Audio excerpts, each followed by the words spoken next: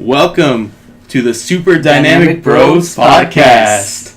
Today we'll be reviewing Guardians of the Galaxy 2. Volume 2. Yeah, because they're an album cover. Geniuses. So Isaiah, what did you think about Guardians of the Galaxy? Oh, I loved it. And it's really hard to top a sequel, but they really did it. See, I loved it too. I didn't think it was as good as the first one. Oh, no, nothing was really, because the bar was set way too high for that one.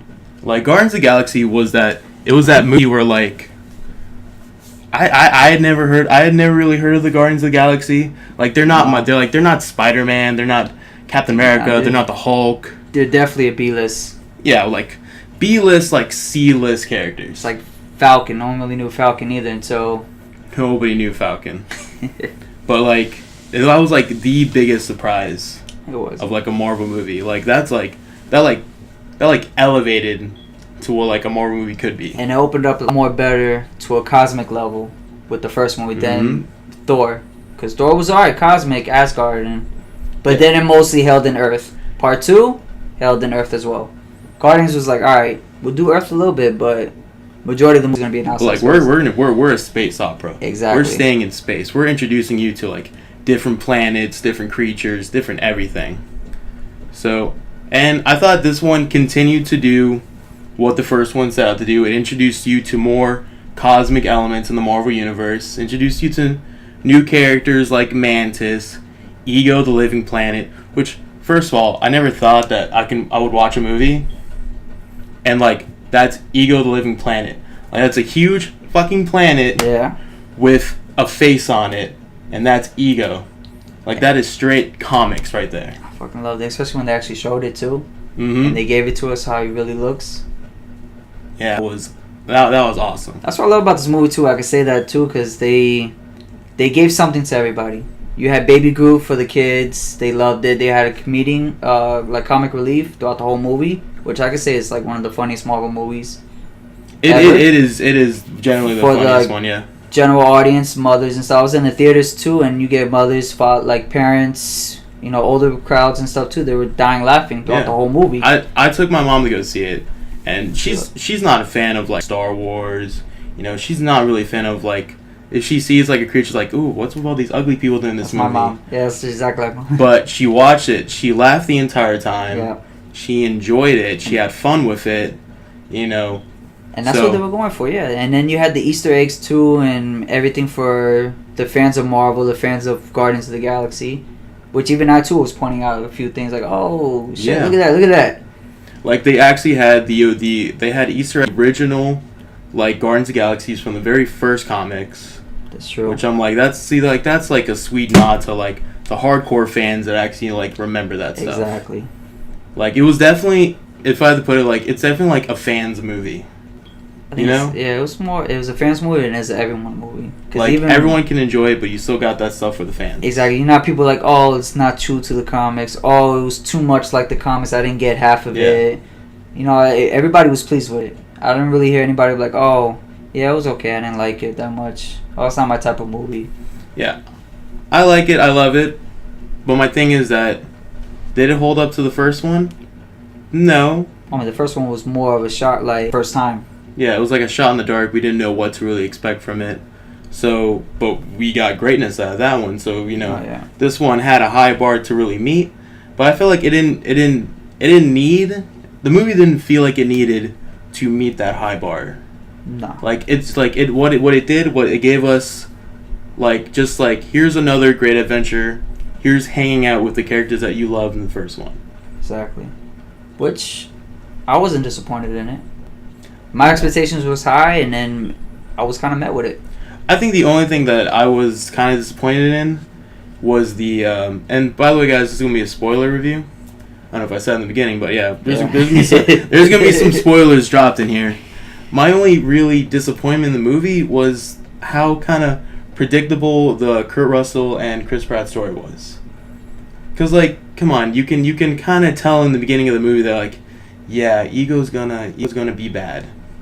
I mean, it was kind of obvious too, but like it was just a little too obvious, and I felt like you got to Ego really quickly, because like in the beginning of the movie, okay, so there's the song leader Yeah. was like, "Do you know who your father is?" And he's like, "I don't know who my dad is." It was kind of like forcing onto it, like, hey, remember he has a father. Yeah, Hey, it's like, remember he has a father. "Hey, audience, remember, guys, he doesn't know who his dad is." And then not even like 5 minutes later into the movie, boom, there's his father. Like, it was like, oh wow, that's pretty quick actually. Right? Like, where were you in the beginning of the Yeah. the first movie? Like, no mention at all. It's like, oh, I didn't start looking for you until now. Oh, look, I found you. Well, remember too, that, and it was 6 months after the first movie. So right when 6 word goes months. around that a rodent is dead, an earthling from Earth actually held the stone in his hand. It took you like, And it's like, wait a minute, I have a kid from Earth. oh, hang That on, could be him. let me go look for him. Oh, look, there's a guy from Terran, which is what Earth stands for. Yeah. Let's go look for him. The other thing too, the one thing that bothered me about it was the little plants that he left on different planets. Oh, the where he like planted his seed Yeah, and so stuff. like out of the whole 35 years, nobody decided to look behind the Dairy Queen and see this one weird plant. Not an animal didn't attack it. Not a construction workers go over it. I don't know what was a better product placement, that Dairy Queen in the movie, or like Chevy for Transformers, because it was perfect. I don't know how much Dairy Queen paid for that one, but I hope they got Jesus money from Dairy Christ. Queen for that, because I felt like I wanted to go get some Dairy Queen after I saw it. But I do gotta say that there are two main standouts in the movie for me. One has to be Drax. It was hilarious. He stole the movie when it came to like comedic wise. Oh, he was just fucking like they did him perfect. And like at first in the first movie, they didn't know what to do with him really, and I think in this one they finally had the right angle to put him in. They knew how to use him, and I want to see whatever Dave Bautista does next now. Especially in Infinity Wars. Especially Infinity Wars. Like I cannot wait to see him like interact with characters like Iron Man and Captain America. Like that Even just Spider-Man sounds like alone. so much. Oh my god, that just sounds like so much fun. Like I was more excited about seeing Rocket Raccoon and Spider-Man? Tony Stark in a scene Tony together. Stark, yeah. But now I want to see Drax interact with somebody over there. Because that's going to be hilarious. And another big standout for me was Yondu. Yondu, yeah. Michael Rooker. I was kind of disappointed at the end. Like, not disappointed, I was kind of sad. Like, oh, man, like him. No, yeah, he had the best character arc. He was amazing in this movie. The first one, I liked him in the first one, but this one, he really stand out. No, he definitely shined more in this one. Definitely. Like And this, then, I'm sorry, yeah, go ahead. no, I was gonna say like this felt like his movie. Kind of Like he owned this movie. Yeah. And then the original story, from what I read, what James Gunn said, that he wasn't supposed to die in this one. I think it was supposed to be another character, nobody at all. But he needed to give that element of, hey, you know, shit can happen. Someone can die important. Honestly, like his sacrifice in the end, like especially when he said like he might have been your father, but he wasn't your daddy. Yeah, exactly. And they had like that montage where it's like, you know, Yondu pretty much raised him, teaching to him be how what to he shoot, was. teaching him how to hunt. I was like, oh my I god, kinda that loved is it. so pretty much Yondu was his father. He raised them. He raised him. And I'm like, that was such great storytelling right there. Yeah. So And then he did emotional. have a heart. Like, I wasn't never gonna eat you. I was just fucking with you. I thought that part was really funny. I liked it. I felt more like, okay, like he has a warm heart. He's caring. He really cares for him. After he's seen Loves that, his oh, kid. that all the kids are dying over there. This one, I'm like, you know what? I'm gonna take him. I'm not gonna give him any more kids. And honestly, I love the relationship between like Yondu and like everybody else in the movie, especially him and Rocket. Oh, they Him bonded and Rocket perfect. had a lot of good stuff in there.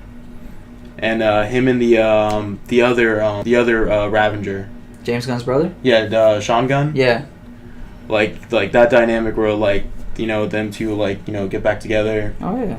You know, after he pretty much like Taserface kills like all his friends and stuff. I'll Like show him out in the space. Yeah. the best scene in the movie was definitely the where Yondu is like killing all the Ravengers on the ship. Oh, when he gets the prototype fin. Yep. Where he is killing everybody and like Rocket shooting dudes too. Big Groot is looking all cute and stuff. Oh, and then he just fucks him up. The one guy that kept toying with him. Mm-hmm. It's like threw him off that bridge. That shit was awesome. And I do want to say about Baby Groot, He's so fucking adorable. He was so cute. I was really worried to get annoyed by him. No. Because he wasn't like in all the marketing. He was like in everything. Well, but, that again, the two that sell to the kids. Kids wanted to beg their parents to go see the movie.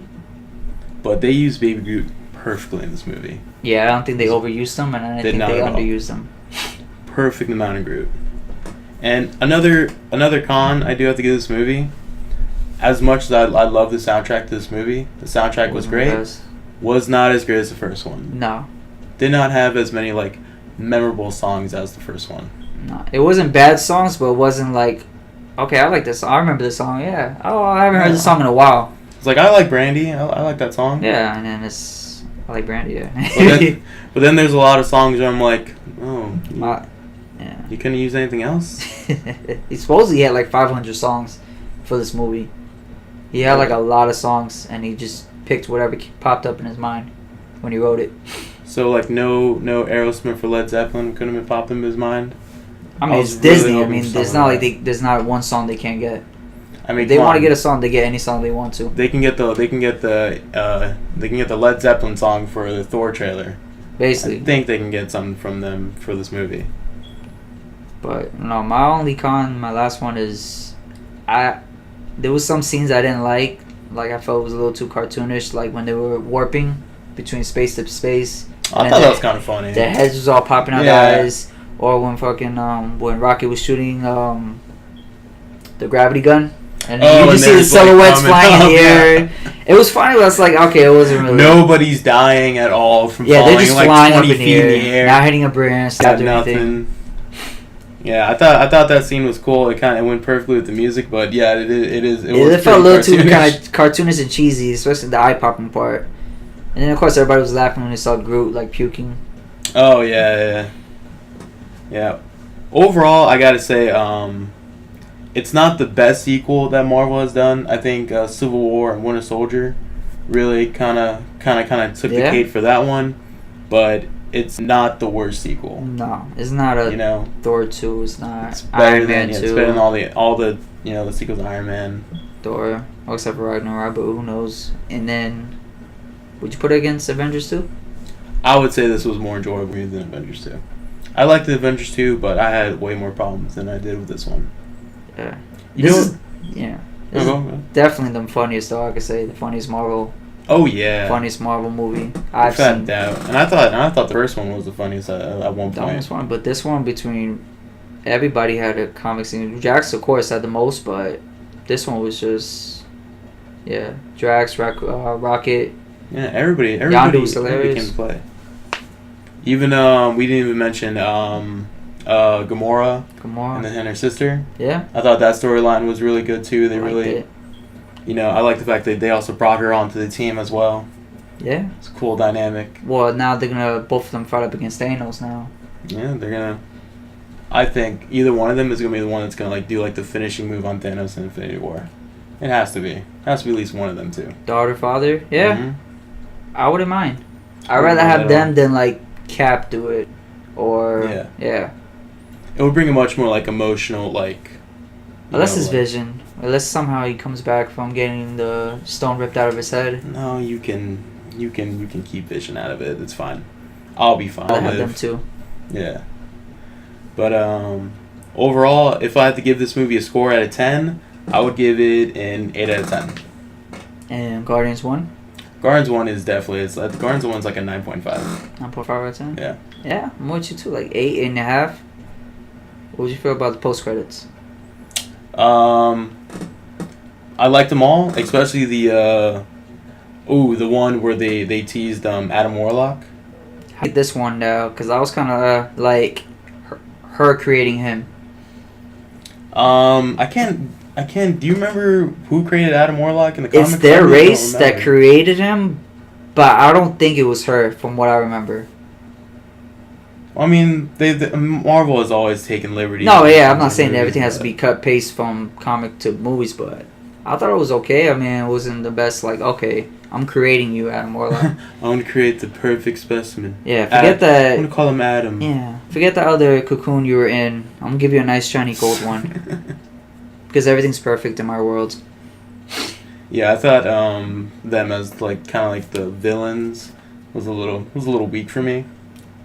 Like I It didn't. was alright. They didn't really do much. Nah, it's except for the beginning Yeah, that was it. and the reason why Kurt Russell came in.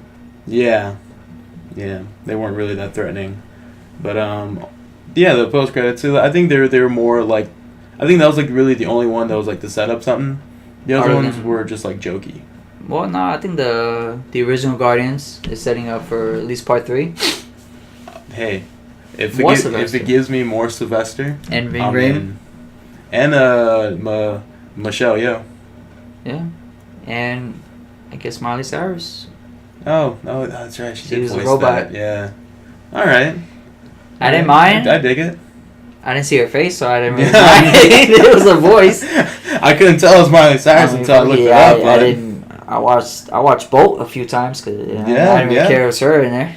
Man, hey Miley, if you want to come to the Marvel Universe, like let's do it. Yeah, man. Bring it on. I love how Bring everybody. But give me more Sylvester. Give me more Sylvester. You know what else I'm a little disappointed in? I didn't get a Kurt Russell and Sylvester Stallone scene together. I didn't get my Tango and Cash, Oh my god, that would Reunion. be perfect. But at least them in the same movie together. It's still cool enough Still for me. good. Unless, yeah, I was about to say Expendables, but they're done with that. If anything, bring all the members of the Expendables over to the Marvel Universe. Make this the new Expendables. That would be cool. Especially like, Yeah. You get It's Dolph good. Lundgren. No, wait, he's already gonna be in Oh, he's DC. in DC right now. Yeah, We can get Statham. We can get Yeah, Randy Statham. Couture, Terry Crews, Terry Crews would be cool. Arnold, maybe Bruce Willis if he cares enough. Wesley Snipes. Wesley He's coming right back to Snipes. Marvel. Come on. Give me my. Got give fucking me, Blade coming back. Give me Blade 4 or Blade 3 if you don't count Blade Trinity. Give me Blade 4 with his daughter. I'll be perfect. I'll be fine with that. Him and his daughter. Him and Make his it, daughter, yeah. Make it kind of like. That wouldn't be bad. Huh? Or just Old him Wesley training her. Snipes. Yeah, old Wesley Snipes training her. Wesley Snipes. I'm perfectly fine with any of it. That'll be awesome. Because he's still ages. I don't remember if he's not immortal like vampires. No, because he's half human. Yeah, so he still could die, so. Yeah, give me Old Man Blade. Old Man Blade. I'm excited. Alright, guys. Thank you so much for joining us for our review. Goodbye.